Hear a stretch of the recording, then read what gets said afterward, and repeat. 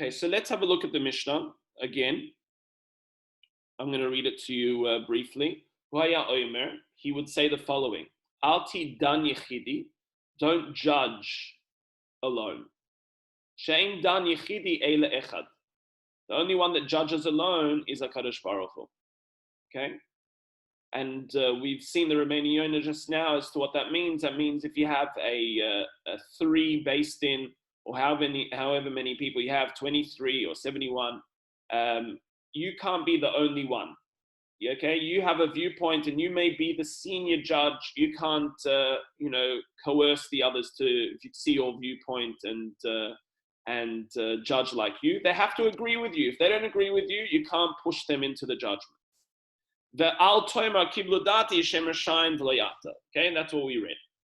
Now, this is a deeper interpretation, and the first understanding we're going to look at is the Avodas Yisrael, the Kotzker Rebbe, the Rebbe Mikozhnitz. And the Rebbe Mikozhnitz says the following, and I think it very much flows from our previous learning in the Mishnah yesterday. It says the following: what does it mean, Alti dan yichidi? Don't judge the yichidi. Okay? So he reads it, instead of saying don't judge alone, he says don't judge the yichidi. Don't judge the oneness. Okay, what does that mean? He says, don't judge HaKadosh Baruch Hu. We don't have the ability to come along and say, Hashem, you don't know what you're doing. Okay, you really messed up here. Many people can look at the current pandemic and say, sure, what did Hashem do wrong here? I mean, did he forget to manage the world here? It seems like things have gone substantially right. What's going on? Hashem made some grave sin. So what's the story here? So a person can never come along and judge the yichidi, which means on a very day-to-day level, it means, as we were saying yesterday, don't ever judge, which means don't get into a circumstance of judging your circumstances in life, saying good or bad. No, that's the situation. This is what it is. And what the Mishnah is saying to us is we don't have the right to come along to say, Hashem, we don't agree with your judgment here. Okay, we have something called Baruch Daina Emes. Okay, very difficult thing to say, but it means we understand that your judgment is true and it needs to happen. Whatever happened, and it needs to be that way. So the prayer that we say, or the meditation that we say in the Shema, we say B'chol moyodecha. We have to serve Hashem B'chol moyodecha, with all of your might. But the Kabbalists explain that to mean B'chol midah u'midah. Okay? And that's brought down in the Gemara. With every measure, a person is meant to serve HaKadosh Baruch Hu, which means a person gets different measures. Sometimes they're successful. Sometimes they have circumstances which they deem not to be success. Sometimes they have circumstances which they deem to be problematic. But if a person is able to relinquish their judgment and say, it is, and this is what it is, and I'm going to engage with what is, without coming with my own personal judgment to say, horrible circumstance, shocking situation, really, I'm just going to engage with it. And when a person relinquishes that form of judgment, then that's what the Mishnah is teaching us. Al dan yichidi. The only one that can the only one that can judge and really know what's taking place holistically is Eila Echad, is the oneness. Only Hashem knows on the holistic front what's actually happening and why this is for the benefit of every individual. And that's what the Avodas Yisrael, the Koznitz Rebbe explains. Hashem does everything with love, with rachamim, with perfection. Everything is done for our benefit. And that's the understanding here, to let go and understand everything is perfect. Everything is perfect and everything is done perfectly. It may look difficult, okay? But it's still done from Hashem's rachamim, from his love, compassion, and mercy. Now, why? Why does Hashem do this? Why? Why does Hashem have to put us in the dark and say, oh my gosh, I mean, I just don't know what is happening here. I don't understand it. I don't understand it in my mind. I don't understand why a person has to go through this. Why? So I think this is what the second part of the Mishnah is coming to reveal to us. Okay, a very, very profound and important principle. Va'al toima kablu dati. Okay, let's see if you can discern what this is teaching us. Don't ever say to the other judges, accept my viewpoint. Shein rashayim v'layata. They are the ones that are allowed to decide, and they are free to discern what the judgment is to be, and not you. Okay? So what we're learning here is that with a court of law, and we know famously the story of Rabbi Eliezer ben Hyrcanus, who we bring in the Gemara. It says that he had an argument with all of the other rabbis, and he was a great teacher. And it says there he was able to bring proofs from metaphysical things. He was able to change nature in this world, and still the rabbis wouldn't accept his viewpoint. To which the Gemara teaches us that Hashem only wants the majority. Achrei rabim lahatos, meaning you only follow the majority viewpoint, and that's how halacha comes along. Even Hashem's voice came out and said, the law's like Rabbi Eliezer ben Hyrcanus, and the rabbi said, no, you have already given us the Torah, and the Torah tells us you always go according to the majority. Okay? The question is why? Why is Hashem interested in the majority? Why does it work that way? If I have a very, very knowledgeable and proficient and professional judge, and now I have some junior judges, why should their majority viewpoint overpower the one judge that's there that seemingly knows everything? So I want to read to you the words of Rabbi Nachman, which I think are so illuminating in understanding this Mishnah. Rabbi Nachman says the following.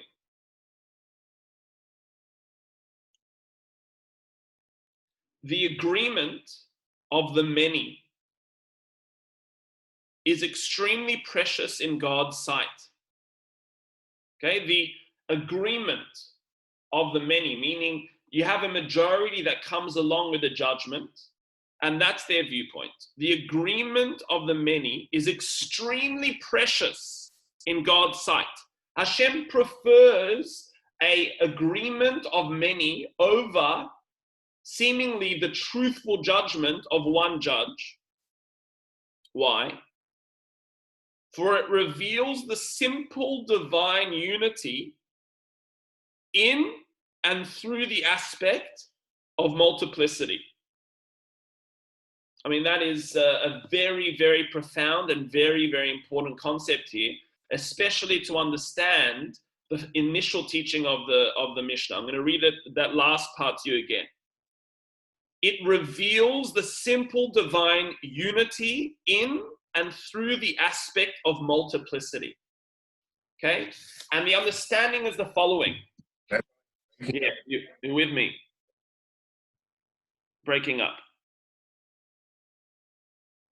How about now? Breaking up, yeah. Okay, am I okay now? All right. Yeah, that's better. Okay, good.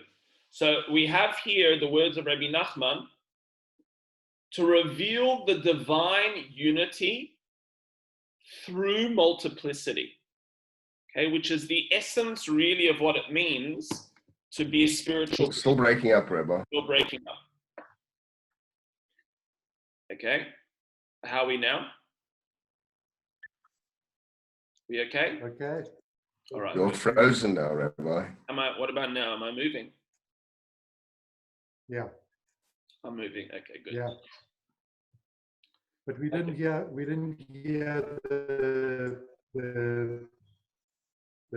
Mishnah. You have to go over it. You didn't hear the whole Mishnah? Or just Well, no, the last where you said I'll go over the end bit. Okay, I thought you were being very patient there. They were speaking for, like 20 minutes here. And you didn't hear it, so we have to go over everything.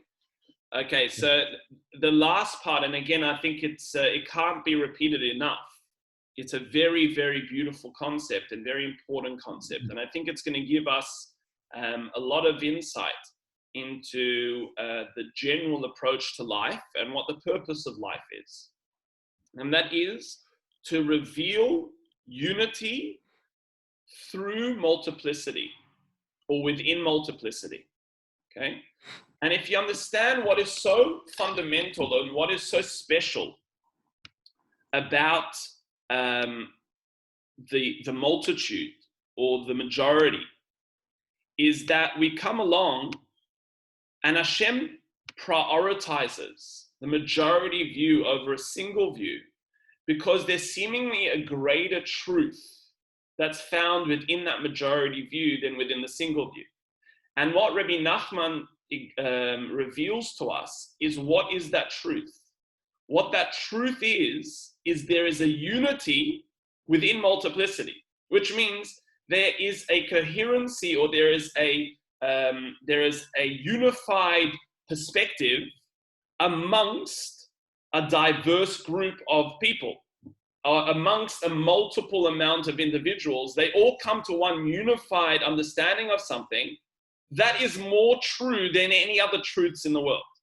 Okay? What does that mean, and how does that give us insight into the initial part of the Mishnah, which is saying, don't judge your life.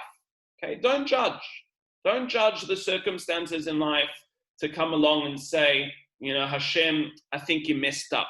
Hashem, I think you got it wrong here. And many people do that. They say, Hashem, why don't you give me a better job? Or why don't you give me a better spouse? Or why don't you give me a better circumstance in my health or my family situation, or whatever it may be? Why did you mess up here, HaKadosh Baruch Hu? Why did you mess me up over this way? Or it could be on a very minute scale. A person wakes up in the morning and the day just seems rife. It seems that that things aren't really going so well within that day, and the person says to themselves, better that I didn't. Maybe I should have just slept through the whole day. Some people say, I wish today I can take something, put me to sleep, and I'll wake up tomorrow. And maybe it'll be a better day tomorrow. And what we're understanding here is no. In those moments, in those circumstances, when things seem to your own judgment to be wrong, to be out of place, to be seemingly insensitive to who you are as a person, in your own judgment of what should be, it's specifically in those places that a person needs to serve HaKadosh Baruch Hu, which means to access the deeper essence of who they are, to access a higher spiritual consciousness in their lives. And the way to do that is to say, okay, in my perception or perspective of this situation, it's seemingly not good. Okay, I don't agree with this. I don't want it to be this way. I disagree with this person. I disagree with how this came out. All right, fine. But then the next step, to relinquish one's ego and say, Hashem knows what's going on. And I don't understand how things function or why things need to be. But I'm going to let go and allow God. I'm going to let go and relinquish my understanding and judgment of this situation to the higher judge who knows exactly what needs to be. What do you achieve at that point in time? What are you doing in that situation? What you do in that situation is you create unity within multiplicity. What you're doing in that situation is you're serving Hashem b'chol midah u'midah, which the Gemara says to serve God in every attribute, in every aspect, in every measurement. Sometimes the measurement seems small, sometimes the measurement seems large. But to me, it's all the same. To me, I don't see any difference between this measure or that measure. It's all from Hashem, and I'm going to engage with the measure as I need to engage with. And I accept my measurements perfectly from HaKadosh Baruch Hu. What a person does in that situation is they infuse unity within multiplicity.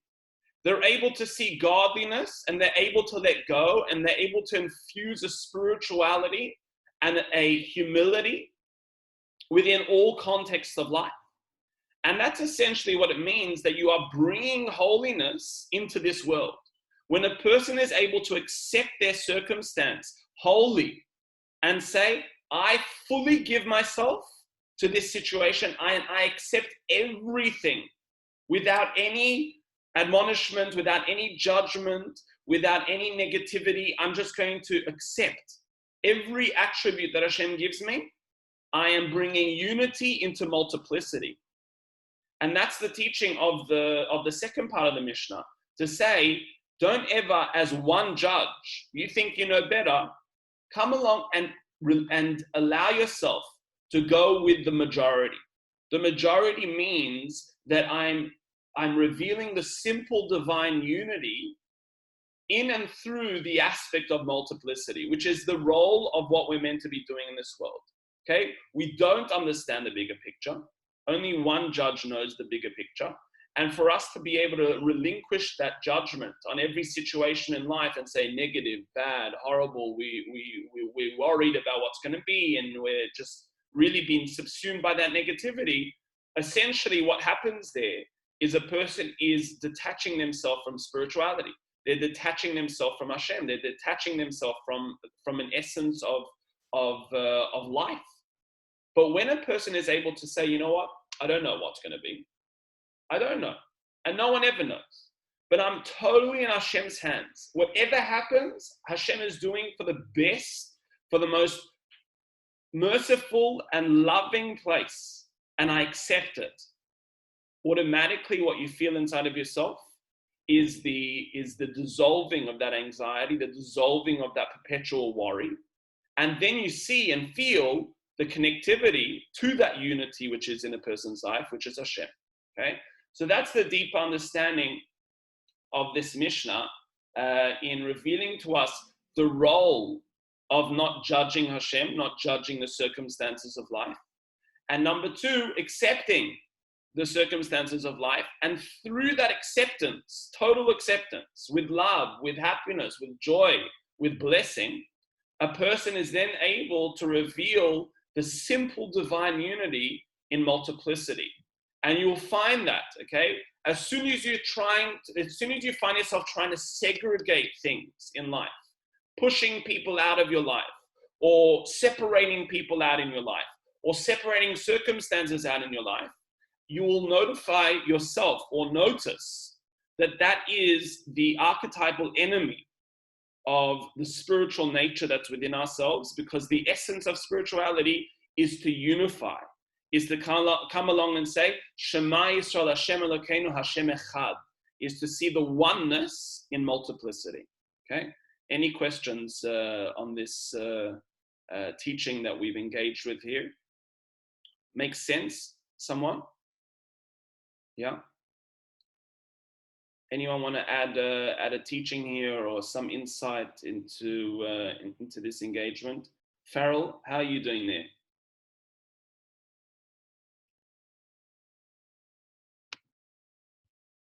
I was just laughing because how we've been separated, the whole world has been separated, and you know, so I mean, I get and I understand it. It makes sense to me, but I was just laughing at that little thought. I think it's a very interesting perception there that you've brought up there, and it's almost quite an amazing thing. And one of the most spiritually inducing and spiritual experiences is that we are also separated, but we're also unified. And that's essentially the experience of being within, firstly, a context of engaging together through the study of Torah, but also through our circumstances. When we are unified as well as separated, that's where spirituality is revealed. And that's the role here, is to be able to unify in the separation. Okay, and that's a very, very, very, very interesting, I think, perception that you brought up here, Farrell, and very, very related to our topic, even though you may think it's not, but it's very, very related to the topic. All right, guys. So I think the world Alan? under these conditions, the world is by and large pulling together. People are doing consciousness, and organizations are helping other people. Exactly. So unity, it's a physical separation, but it's a unity of spirit. Exactly. And that's one of the most that's the epitome of spirituality is if and it's quite interesting that spirituality or religiosity is generally used as a separation, as a method to separate. You don't believe in what I believe in. You don't keep to the same customs as I do. But what we're seeing here is it's not about that. It's about unifying. It's about seeing the unity in the multiplicity. Yeah. And by being able to connect to people and seeing the oneness of God in everyone and in everything and in every single circumstance, and on a very personal level in every aspect of life, whatever happens, whoever happens, whatever you engage with, there's a oneness and you accept it. You let go and you accept it totally, as this is from HaKadosh Baruch Hu. What you will find is an influx then of spiritual energy straight away, a release of all of that boundary that we hold so much in our lives. We create these walls to our own lives and circumstances. But when a person just dissolves those walls, essentially they then allow the spiritual energy and the vitality to come into the body. And very just parenthetically, I saw a quote the other day which says, when a person is unwell, one of the best things they can do is to let go. And when they let go, that's when they start to be healed. That's when a person, if they just let go, there's a vitality in the body that's able to heal the body. What is a person meant to do when they're not well? They're meant to rest. Why do you rest? Why? You're resting by letting go. When you let go, that's when that energy comes in. That's the healing energy that comes in. And that's what we're seeing here. When we're able to see the unity in the multiplicity of our circumstances in life and in our situations, in our relationships with the world, with ourselves, with people, then we're able to essentially tap into the spiritual energy of life that's there. Yeah. So shkoyach for joining us. We'll be able to reunite again at 12 this afternoon for some Gemara. Everyone's welcome. And then we'll do something again this afternoon for the learning. And again, we'll dedicate that in the merit and obviously in the memory of all those who perished in the Holocaust and those who are joining the memorial service today. At 12, there is one that's being run. So we've sent out that link. For those who aren't, we will be doing and dedicating the learning again in the memory of those who perished in the Holocaust, and we'll obviously dedicate that for their merit, and we should see lots of blessing for everyone. Okay, so we'll see you later on at 12, and sending you all lots of blessing, and keep safe and well.